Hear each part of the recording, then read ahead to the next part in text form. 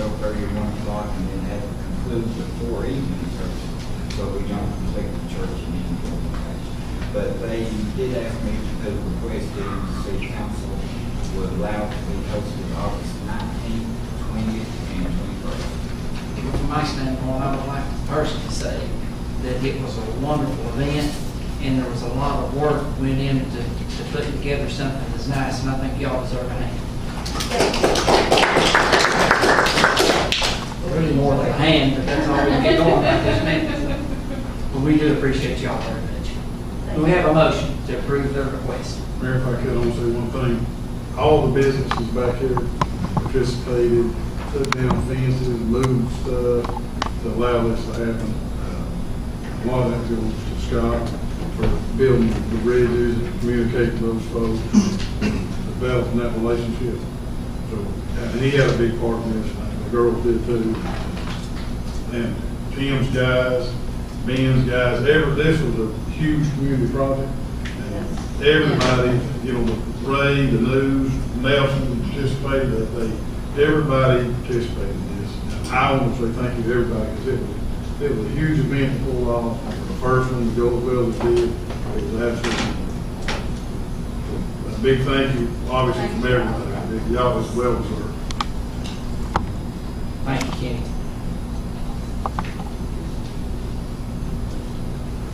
I'll make the motion for it. Okay, do we have a second? I think. Any discussion? All those in favor indicate by saying yes. Yes. Opposed is no. I hear that. Item D, I had put on the agenda about the sign ordinance, and basically I don't want to get into a whole lot of discussion on this tonight. What I would like for us to do is to send back a request to the Planning Commission to look at some of the sign ordinances and rules and regulations they have governing signs and banners and things of that nature.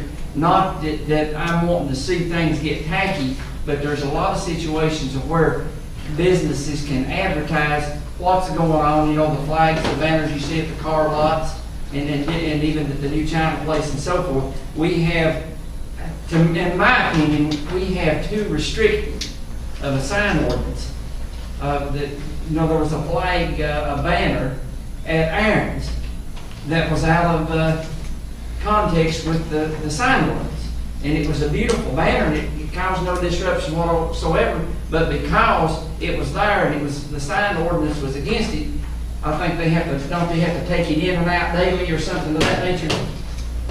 They did at one time, there was something. He takes it in and out for security reasons. For security. But I know he took it It's in. not gonna be in your yard over one night. It stays out. But anyway, I'd like to imagine of the council to send it to Mark and the Planning Commission and the State Planner to carefully look over our sign ordinance and maybe take some things out that's not necessary, and then give us back to council what it is they're suggesting that we take out, and then council vote whether or not to do that or not. That's basically what I'm asking. I think that's a great idea. Okay, is that a motion? Mayor sits on the planning commission, so I don't know if we need to make a motion. We can bring it up at the planning commission meeting and Mark, if you want to highlight what specific things you're looking at. I mean, then the planning commission is supposed to be a non-partisan, non-biased group, which they're not elected, they're appointed all by the mayor, so you've got independent people looking at whatever they want to discuss, and then they work with the council to make a decision. I just want to make sure that y'all, I support it too, because anything we can do to work with businesses, and I don't think any recommendations that comes out of MTS or Mark Peter are going to be messy or trashy or overdone. And the businesses, obviously, this environment needs all the help they can get at this point. I support it. and with the economy the way it is, you know, the businesses need an opportunity to maybe advertise 3 hot dogs for $1. You know, you wouldn't know that if you didn't go in there. But it needs to be nice things. I mean, we don't want to, you know, I would be more concerned some of our sign ordinances, I'm a whole lot more concerned over some residencies and places that, businesses that junk up the place and let the grass grow up. I'd be more concerned about cleaning that up than I would trying to enforce some of these things that we have in our sign ordinance. So, I will, get in touch with the planning commission and tell them to start a program to work on that. Anything you can do, Tommy, to make it easier for the small businesses that really drive their economy, instead of making it harder for them or giving them one more hoop to jump through, Right. would be a benefit for us all. Sometimes we overrule. Thank you. Item E is discussion of waiting period for roadblocks. Mayor, That was something I had in mind. It seems like every month we're coming back with another roadblock that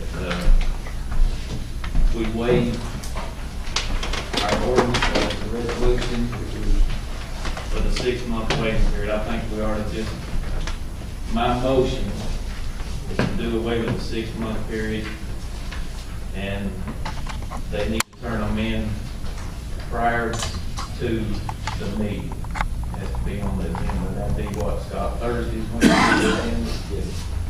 Prior to the meeting, can't come to. Would that give- Workshop. Does that give you ample time to check to make sure that all their documentation is in place? Yes, sir. It's a motion that was passed in the previous meeting.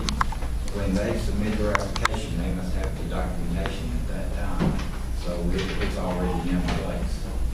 So let me reword that. To verify their documentation. Would that be ample time to do that? Yes.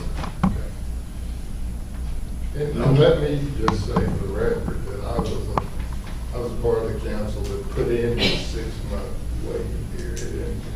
And just for your information, and not my opinion or suggestion or anything, but the reason the council decided to do that, and Connie, I think probably remembers this, was at the time, excuse me, council was getting 5 or 6 or more requests per month for roadblock requests. It had become an overwhelming request. So to slow down the roadblock process, in fact, and this was probably 6, 7 years ago, I'm thinking, there was a roadblock practically every weekend at the here at Newport. So they instituted a 6-month waiting period to slow down the request so that people have to think ahead before they can have their. That will be my concern, That's and the this, only- the same one we discussed at the workshop, was that Well, the only thing we've slowed down was the paperwork coming to us all on time. This month, I think we've got a roadblock every week. yeah, but if you have them coming in, they're having to pick a date 6 months from now.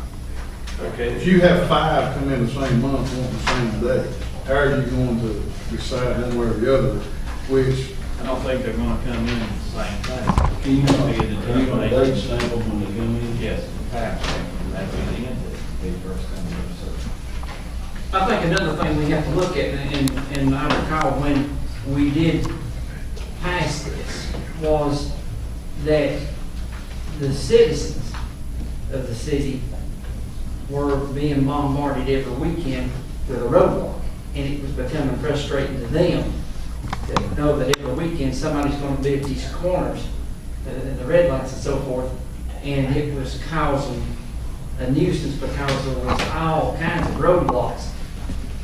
Some of them were questionable. I know there was one person that had requested a roadblock, and I think, if I remember correctly, council may have passed it and then had to revoke it because it ended up being this lady was going to have it to raise money for her kid that was running for queen in football. You know, you can't. I believe that's where the paperwork comes in. Yeah, that's right. But Nonprofit organization, 501. If I could ask just a couple of questions. are we gonna limit it to the number of times any one group or individual